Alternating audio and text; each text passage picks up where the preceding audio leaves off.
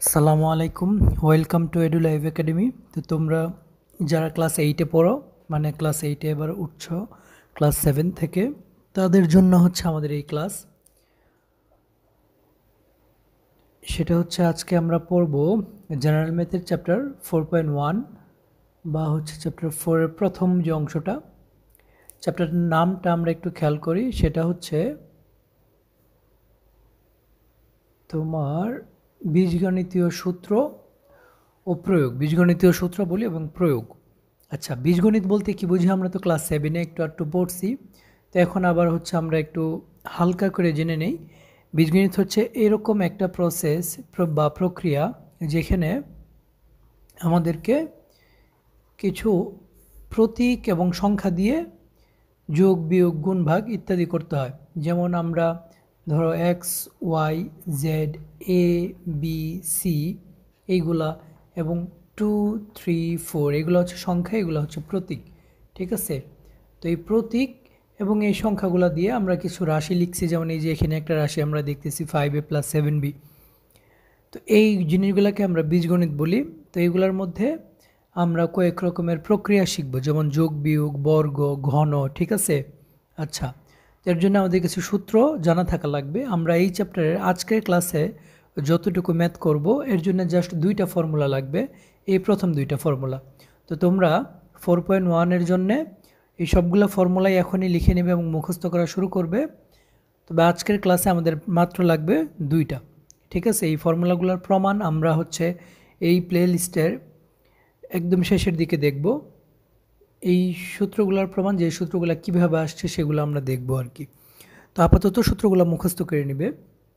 আমরা এখানে দেখি প্রথম যে সূত্রটা, এখানে দেখো a + b হোল স্কোয়ার, এটাকে পড়া হয় এইভাবে: a + b whole square equals a square + 2ab + b square. এখানে এই যে হোল স্কোয়ার মানে দুইটার উপর পুরোটার উপর স্কোয়ার। স্কোয়ার শব্দটার অর্থ হচ্ছে বর্গ। মানে যেমন এটা a স্কোয়ার, এটাকে বলতে পারি আমরা a এর বর্গ। ঠিক আছে? আচ্ছা, বর্গ শব্দের অর্থ হচ্ছে a স্কোয়ার। তো এখন আমরা এই 2টা ফর্মুলা পড়ছি: a + b হোল স্কোয়ার সমান a square + 2ab + b square, আবার a - b হোল স্কোয়ার সমান a square - 2ab + b square. ঠিক আছে? এই 2টা সূত্র আমরা এখন কাজে লাগাবো। আচ্ছা,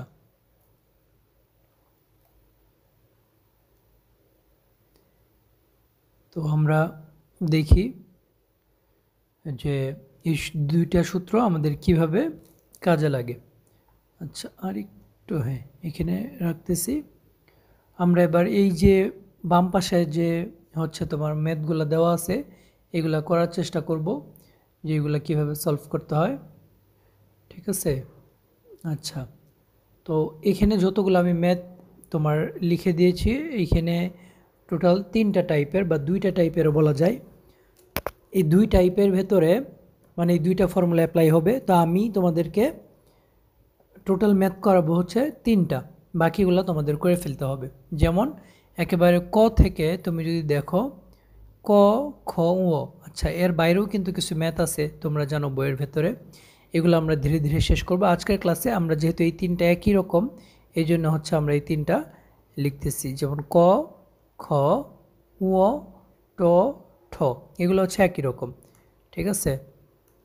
আচ্ছা, তো আমরা তারপরেও দেখি যে এগুলো একই রকম কীভাবে।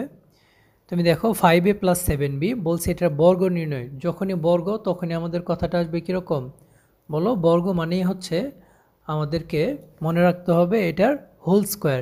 তাহলে আমরা যদি ক এর সমাধান লিখি, ক 5a + 7b কী হবে? হোল স্কোয়ার হবে।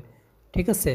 যখনই আমরা এই যে হোল স্কোয়ার দিয়ে ফেলবো, তখন আমাদের মনে করতে হবে এইরকম কোন জায়গায় একটা ফর্মুলা পড়ছি যে মাঝখানে প্লাস আছে, আগে একটা পদ পরে একটা পদ, এরপর হোল স্কোয়ার। দেখো তো এই যে এটা না, যে মাঝখানে প্লাস, এরপর আগে একটা পদ পরে একটা পদ, হোল স্কোয়ার। তার মানে কি এ স্কোয়ার হবে।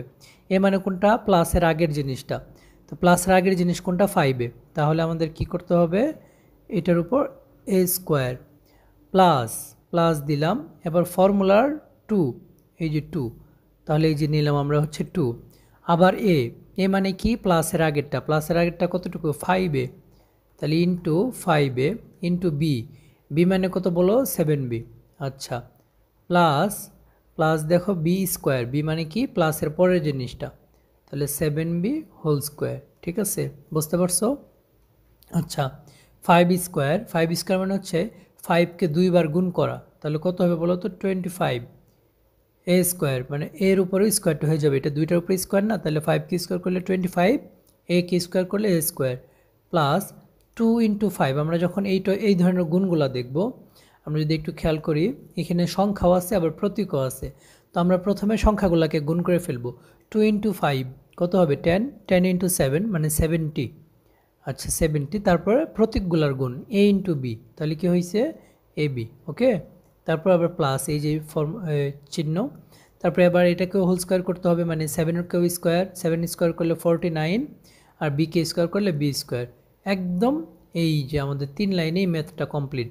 তো এটাতে তো কারো বুঝতে কোনো সমস্যা নাই।